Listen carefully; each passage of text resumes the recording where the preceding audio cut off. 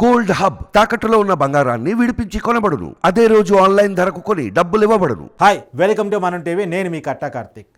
Medchal BRS MLA మాజీ మంత్రి మల్లారెడ్డి కార్తీక్ పోతున్నారా?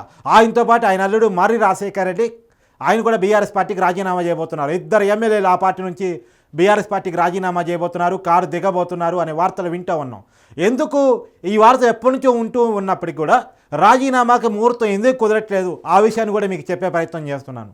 ఆయనే స్వయంగా బీఆర్ఎస్ ఎమ్మెల్యేలతోటి అంటే మల్కాజ్గిరి ఎంపీ నియోజకవర్గ సమన్వయ మీటింగ్లో ఎమ్మెల్యేలతోటి మల్లారెడ్డి స్వయంగా అతి కొద్ది సమయంలో నేను కాంగ్రెస్ పార్టీలో జాయిన్ కావడానికి ప్రయత్నాలు దాదాపు క్లియర్ అవుతున్నాయి, నేను బీఆర్ఎస్ పార్టీకి రాజీనామా చేయబోతున్నాను, ఒకవేళ కాంగ్రెస్ పార్టీలో కుదరకపోతే తన ప్రయత్నాలు ఫలించకపోతే బీజేపీలో కూడా మాట్లాడి పెట్టుకున్నాను, నా బెర్త్ క్లియరు, నేను పార్టీ మారేదే అని చెప్పేసి చాలా క్లియర్ కట్గా చెప్పాడంట.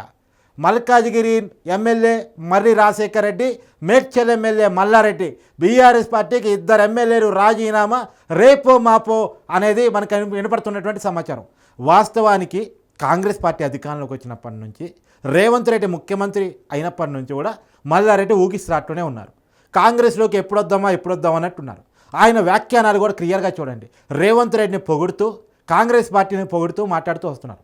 ఒకవైపు 6 నెలల్లోనే ఈ ప్రభుత్వం పడిపోయిందని కేటీఆర్ గారు మాట్లాడితే ఈ ప్రభుత్వం బలంగా నిలబడుతుంది, రేవంత్ రెడ్డి 5 సంవత్సరాలు ముఖ్యమంత్రిగా ఉంటారు, అవసరమైతే నా మద్దతు కూడా ఇస్తానని చెప్పేసి మల్లారెడ్డి మీడియా ముందు వ్యాఖ్యానించారు.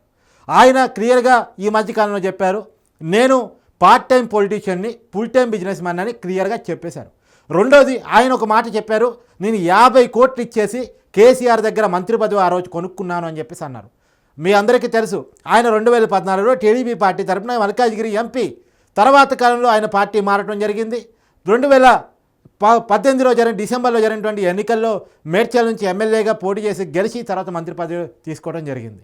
అయితే ఆయన చాలా క్లియర్గా ఆయన కాంగ్రెస్ పార్టీ అధికారులకు వచ్చినప్పటి నుంచి అంతకుముందు రేవంత్ రెడ్డి మల్కాజ్గిరి ఎంపీగా పోటీ చేసినప్పుడు 2019 ఎన్నికల్లో మర్రి రాజశేఖర్ రెడ్డి ఎవరైతే మల్లారెడ్డి అల్లుడు ఉన్నాడో అతనే బీఆర్ఎస్ క్యాండిడేట్గా ఎన్నికల్లో పోటీ చేయడం జరిగింది. రేవంత్ రెడ్డిని ఓడించడం కోసం చాలా విశ్వప్రయత్నం చేశారు. చాలా కాలంగా గత 5 సంవత్సరాల కాలంలో రేవంత్ రెడ్డి వర్సెస్ మల్లారెడ్డి మాటల యుద్ధం చాలా పెద్ద ఎత్తున జరిగింది. రేవంత్ రెడ్డిని చాలా దుర్భాషలు ఆడారు మల్లారెడ్డి, తొడలు కొట్టారు, డైలాగులు విసిరారు, నువ్వెంత అన్నారు, బ్లాక్మెయిల్ అన్నారు, చాలా రకాలుగా రేవంత్ రెడ్డిని ఉద్దేశించి మల్లారెడ్డి మాట్లాడారు. అవి మనసులో పెట్టుకునే వాస్తవానికి కాంగ్రెస్లోకి రావడానికి విశ్వప్రయత్నం మల్లారెడ్డి చేసినప్పటికీ కూడా రేవంత్ రెడ్డి చేర్చుకోవడానికి సస్యమేరా అన్నారు. మల్లారెడ్డి అక్రమాల మీద రేవంత్ రెడ్డి జులుం ప్రదర్శించడం మొదలెట్టేశారు. ఆయన అక్రమంగా దుండిగల్లో ఎఫ్టీఎల్ ల్యాండ్లో చెరువుని అడ్డను ఆక్రమించేసుకుని కట్టినటువంటి బిల్డింగుల్ని తొలగించడం, కాలేజీ బిల్డింగుల్ని తొలగించడంతో ఆయన స్టార్ట్ చేశారు. మల్లారెడ్డి ఆక్రమించుకున్నటువంటి చాలా భూముల మీద కేసుల్ని తిరగదొట్టడం స్టార్ట్ చేశారు, నోటీసులు ఇవ్వడం స్టార్ట్ చేశారు. ఆయన అక్రమంగా కట్టుకున్నటువంటి రోడ్డుని కూడా తొలగించేశారు. కాబట్టి మల్లారెడ్డికి సీన్ అర్థమైపోయింది. రాబోయే 5 సంవత్సరాల కాలంలో తన పరిస్థితి ఎలా ఉంటుందో పరిస్థితి అర్థమైపోయింది. వెంటనే లాబింగ్ మొదలుపెట్టాడు. వేమి నరేందర్ రెడ్డితో భేటీ అయ్యారు. రేవంత్ రెడ్డి సీఎం పీఆర్ఓగా ఉన్న రేవంత్ రెడ్డి పర్సనల్గా ఉండేటువంటి వేమి నరేందర్ రెడ్డితో భేటీ అయ్యారు. నన్ను కాంగ్రెస్లో చేర్చుకోమని ప్రాధాయపడ్డారు. కానీ రేవంత్ రెడ్డి గ్రీన్ సిగ్నల్ ఇవ్వలేదు. వాళ్ళ మధ్య ఉన్నటువంటి కోపాలు తాపాలు ఏ కారణాలు ఏమైనప్పటికీ కూడా కాంగ్రెస్లో చేరడానికి రేవంత్ రెడ్డి గ్రీన్ సిగ్నల్ ఇవ్వలేదు. కానీ కాంగ్రెస్ పార్టీకి కూడా చాలా అవసరం ఉంది. ఎందుకంటే బీఆర్ఎస్ ఎమ్మెల్యేలని బీఆర్ఎస్ ఎల్పీని కాంగ్రెస్ పార్టీలు విలువను చేద్దాం అనుకున్నప్పుడు ప్రతి ఎమ్మెల్యే కూడా ఇంపార్టెంట్ అయ్యే పరిస్థితి కనపడతా ఉంది. ఇప్పటికే దానం నాగేందర్ ఖైరతాబాద్ ఎమ్మెల్యే ఇప్పటికే బీఆర్ఎస్ పార్టీని విడిచి కాంగ్రెస్ పార్టీలో జాయిన్ అయ్యారు. అతను సికింద్రాబాద్ ఎంపీగా పోటీ చేస్తున్న విషయం మీ అందరికీ తెలుసు. అయితే ఇక్కడ కూడా క్లియర్ కట్ ఉంది. అసలు మన దానం నాగేందర్ కంటే ముందే మల్లారెడ్డి చేరాల్సి ఉంది. కానీ రేవంత్ రెడ్డి గ్రీన్ సిగ్నల్ ఇవ్వకపోవటం వల్ల చేరిక జరగలేదు. మరి రేవంత్ రెడ్డి గ్రీన్ సిగ్నల్ ఇవ్వలేదు కదా అని చెప్పేసి పార్టీ హైకమాండ్ నుంచి నరకొద్దామని చెప్పేసి కర్ణాటక డిప్యూటీ సీఎం స్టేట్ ఇన్ఛార్జీలో ఒకరంటే డీకే శివకుమార్ తోటి మల్లారెడ్డి ఢిల్లీలో ప్రైవేట్ హోటల్లో భేటీ కావడం జరిగింది. దాన్ని ఎట్టి పరిస్థితుల్లో నాకు రేవంత్ రెడ్డికి రాజీ కుదిరించి కాంగ్రెస్ పార్టీలో జాయిన్ గాయించమని చెప్పేసి, అలానే ప్రియాంక గాంధీ అపాయింట్మెంట్ వచ్చేలా చూడమని చెప్పేసి తన రిక్వెస్ట్ని అయితే డీకే శివకుమార్ ముందు పెట్టుకున్నారు. అయితే డీకే శివకుమార్ క్లియర్గా చెప్పారు, స్టేట్ పాలిటిక్స్ పీసీ అధ్యక్షుడిగాను ముఖ్యమంత్రిగాను ఉన్నటువంటి రేవంత్ రెడ్డి కనసనలోనే జరుగుతాయి, అతను చెప్పి అతను గ్రీన్ సిగ్నల్ ఇస్తేనే మీ చేరిక జరుగుతుంది అనేటువంటి విషయాన్ని క్లియర్గా చెప్పారు. అయితే ఒక మధ్య మార్గాన్ని నేను ఆలోచిస్తాను, నేను నా తరపున రేవంత్ రెడ్డికి చెప్పే ప్రయత్నం చేస్తానని చెప్పారు. కాంగ్రెస్ పార్టీకి ఎంత ఫండ్ అయినా నేను ఇవ్వడానికి రెడీగా ఉన్నాననేటువంటి మల్లారెడ్డి ఓపెన్ ఆఫర్ ప్రకటించారు. పార్లమెంటు ఎలక్షన్స్ ఉన్నటువంటి సమయంలో ఇది కూడా కాంగ్రెస్ పార్టీకి చాలా అవసరమైన పాయింట్ ఒక రకంగా. కాకపోతే స్టేట్ పాలిటిక్స్లో రేవంత్ రెడ్డి గ్రీన్ సిగ్నల్ లేదే ఏమీ కదలని పరిస్థితి. ఎందుకంటే ఇప్పుడు ఆయన పీసీసీ అధ్యక్షుడిగాను ఆయనే ఉన్నారు, ముఖ్యమంత్రిగాను ఆయనే ఉన్నారు కాబట్టి మరి రేవంత్ రెడ్డి డెసిషన్ కోసం మల్లారెడ్డి వెయిటింగ్ చేస్తున్నారు. అయితే ఇక్కడ ఒక విషయం, ఒకవేళ దొరకలేదు, రేవంత్ రెడ్డి మెత్తబడలేదు, గ్రీన్ సిగ్నల్ ఇవ్వలేదు, కాంగ్రెస్ పార్టీలో చేరటానికి లైన్ క్లియర్ కాలేదు, క్లియర్ అవుతుందనుకునే లాబింగ్నే ఇప్పటివరకు మల్లారెడ్డి చేశారు. ఒకవేళ క్లియర్ కాలేదు అంటే ఇంకోవైపు బీజేపీలో జాయిన్ కావడానికి కూడా రెడీగానే ఉన్నారు. మీ అందరికీ తెలిసిన ఒక విషయాన్ని, చాలామంది ఇప్పటికే తెలిసి ఈ విషయం, మల్కాజ్గిరి ఎంపీగా బీఆర్ఎస్ పార్టీ నుంచి మల్లి రాజశేఖర రెడ్డి అంటే ఆయన ఆల్రెడీ ఎమ్మెల్యేగా ఉన్నారు కాబట్టి ఇంకో మల్లారెడ్డి కుమారుని ఈసారి క్యాండిడేట్గా పెడదామని అనుకున్నారు. బీఆర్ఎస్ పార్టీ కూడా మల్లారెడ్డికి చెప్పింది, మీ అబ్బాయిని మల్కాజ్గిరి ఎంపీ సీట్లో బీఆర్ఎస్ పార్టీ తరఫున నిలబెట్టబోతున్నాం, మీరు పని స్టార్ట్ చేసుకుందని చెప్పింది. ఎప్పుడైతే పని స్టార్ట్ చేసుకోవాలి అనుకున్నాడో అప్పుడు ఈ కాలేజీ బిల్డింగ్ల అక్రమాలు ఇవన్నీ బయటకు రావడం స్టార్ట్ చేసింది కాంగ్రెస్ ప్రభుత్వం. ఈ బయట తోటం స్టార్ట్ చేయడం తర్వాత ఆయన ఆలోచనలో మార్పు వచ్చేసింది. వేమి నరేందర్ రెడ్డితో భేటీ తర్వాత నా కొడుకు బీఆర్ఎస్ పార్టీ నుంచి మల్కాజ్గిరి ఎంపీగా పోటీ చేయట్లేదు అని ఒకటి clear cut indication Mallareddy media ముందు చెప్పేశారు. ఇప్పుడు లక్ష్మారెడ్డి అని వేరే క్యాండిడేట్ని బీఆర్ఎస్ పెట్టింది. ఆ క్యాండిడేట్కి గెలిపించడం కోసం జరిగినటువంటి సమన్వయ మీటింగ్లో, ఎమ్మెల్యేలతో జరిగిన సమన్వయ మీటింగ్లోనే మల్లారెడ్డి కుండ బద్దలు కొట్టేశారు. ఆ విషయాన్ని మీకు చెప్తున్నాను.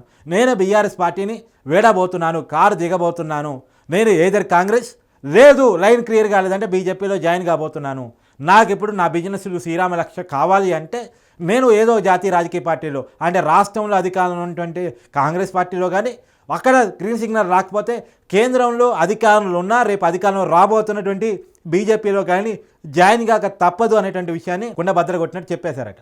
అయితే అక్కడ ఉన్నటువంటి బీఆర్ఎస్ ఎమ్మెల్యేలు అందరం కలిసి డెసిషన్ తీసుకుందాం, కొంత సమయం వెయిట్ చూడండి అంటే వెయిట్ చూసే సమయం కూడా నాకు లేదు, నాకున్న పరిస్థితులు సహకరించే పరిస్థితులు కావు అనే విషయాన్ని ఆల్రెడీ అతను గతం నుంచి చెప్తున్నటువంటి ఒక కామన్ డైలాగ్, నేను పార్ట్ టైం పొలిటీషియన్ని, ఫుల్ టైం బిజినెస్ మ్యాన్ని, నాకు బిజినెస్ ఇంపార్టెంటు, వాటిని కాపాడుకోవడం ఇంపార్టెంటు, బిజినెస్లో లూప్ హోల్స్ పెట్టుకొని ప్రభుత్వాన్ని నన్ను వేధించే అవకాశం ఉంది కాబట్టి నేను ఉన్నటువంటి పరిస్థితుల్లో ఏదైనా కాంగ్రెస్ లేదా బీజేపీలో చేరటం ఒకటే నాకు ప్రత్యామ్నాయం, నేను అతి కొద్ది రోజుల్లోనే ఈ పార్లమెంట్ ఎలక్షన్స్ కంటే ముందే బీఆర్ఎస్ పార్టీకి రాజీనామా చేయబోతున్నాను, బీఆర్ఎస్ అభ్యర్థి గెలుపు కోసం నేను పనిచేయలేను, వర్కౌట్ చేయలేను, నేను ఇప్పుడు ఉన్నటువంటి పరిస్థితుల్లో కామ్గా ఉంటాను, నాకు లైన్ క్లియర్ కాగానే నేను రాజీనామా ప్రకటించి ఆ పార్టీలో జాయిన్ అయిపోతాను అనేటువంటి విషయాన్ని కుండ బద్దలు కూడా చెప్పేశారంట.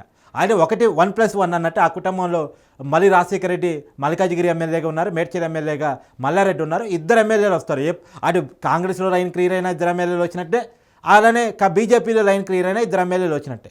అదేంది మీరంతా అనొచ్చు, ఆయన పార్టీ మారును అని చెప్పేసి ఈ మధ్యన స్టేట్మెంట్ ఇచ్చారు కదా అంటే రాజకీయ నాయకుల నాలుకలు ఎటు తిరుగుతాయో ఎప్పుడు ఎటు పక్క తిరుగుతాయో ఎవరికి అర్థం కాని విషయం.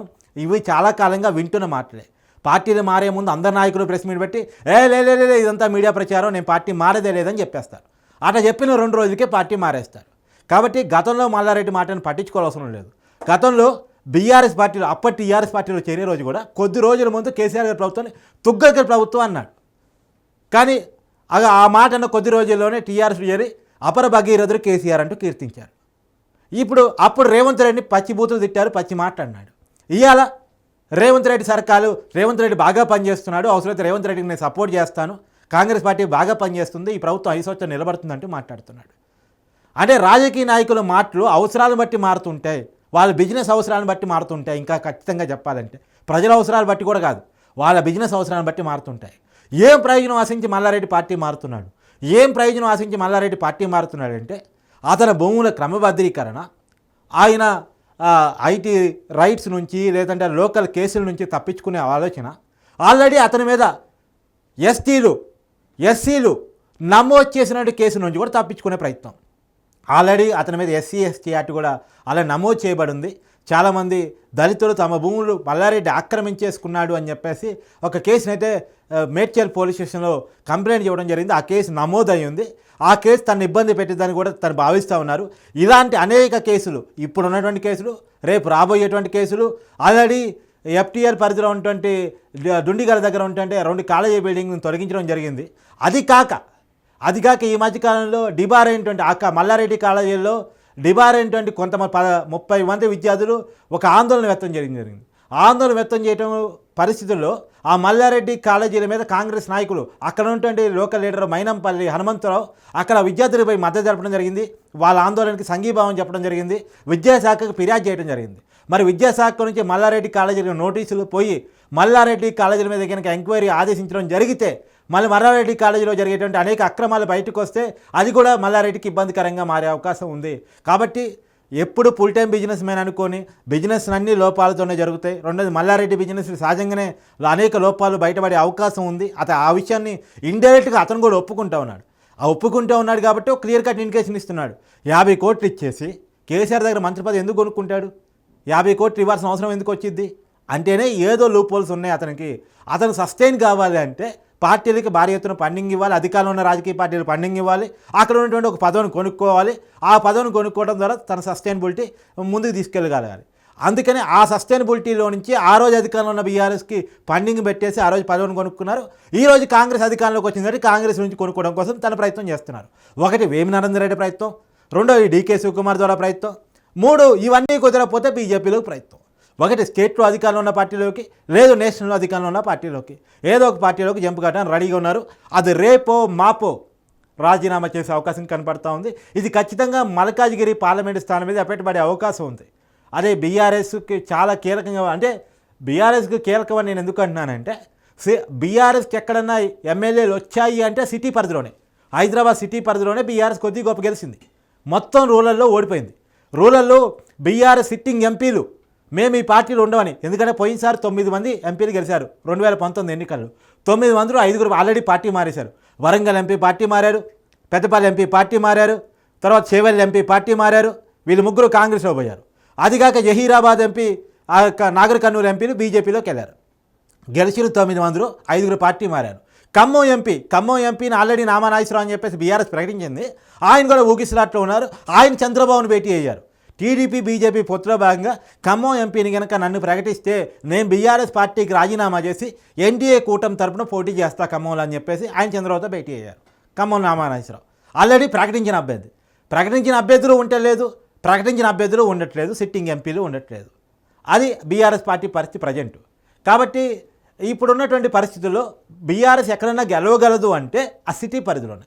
అది మల్కాజ్గిరి ఎంపీ అనేది బీఆర్ఎస్ చాలా ఇంపార్టెంట్. అక్కడ మేడ్చల్ ఎమ్మెల్యేగా ఉన్నటువంటి మల్లారెడ్డి కానీ, మల్కాజ్గిరి ఎమ్మెల్యేగా ఉన్నటువంటి మరి రాజశేఖర రెడ్డి కానీ, వాళ్ళు అంటే ఆ కుటుంబం మొత్తం కనుక పార్టీకి బీఆర్ఎస్ దూరం అయితే అది ఖచ్చితంగా బీఆర్ఎస్ మీద చాలా ఎఫెక్ట్ పడే అవకాశం ఉంది. ఖచ్చితంగా అక్కడ ఇప్పటికే సిటీ పరిధిలో దాని నాగేంద్ర ఖైరతాబాద్ ఎమ్మెల్యే ఆల్రెడీ కాంగ్రెస్ కండువా కప్పుకున్నారు. అతను సికింద్రాబాద్ ఎంపీగా పోటీ చేయబోతున్నారనే వార్తలు మనం వింటా ఉన్నాం. కాబట్టి ఈ సిటీలో ఉన్న ఎమ్మెల్యేలంతా కాంగ్రెస్కి వెళితే అది బీఆర్ఎస్ చాలా పెద్ద దెబ్బ. నేను మీకు విషయం కూడా చెప్తా. 2014లో బీఆర్ఎస్ అధికారంలోకి వచ్చే రోజుకి హైదరాబాద్లో బలం లేదు. రూరల్లో పెద్ద బలం ఉంది. అప్పుడు బీఆర్ఎస్కి పెద్ద ఆధిక్యత వచ్చింది. 63 స్థానాలతో ఆ రోజు టీఆర్ఎస్ పార్టీ గెలవడం జరిగింది. కానీ సిటీ పరిధిలో వాళ్ళకి ఎమ్మెల్యే స్థానాలు రాలేదు. అప్పుడు ఏం చేశారు? టీడీపీ తరపున గెలిచిన ఎమ్మెల్యేని ఒక్కొక్కరిని తెలుసుకొని బీఆర్ఎస్లో చేర్చుకొని 2019కి బీఆర్ఎస్ బలాన్ని పెంచుకున్నారు. సిటీలో 2018 ఎలక్షన్స్లో సిటీలో బీఆర్ఎస్ బలాన్ని పెంచుకున్నారు.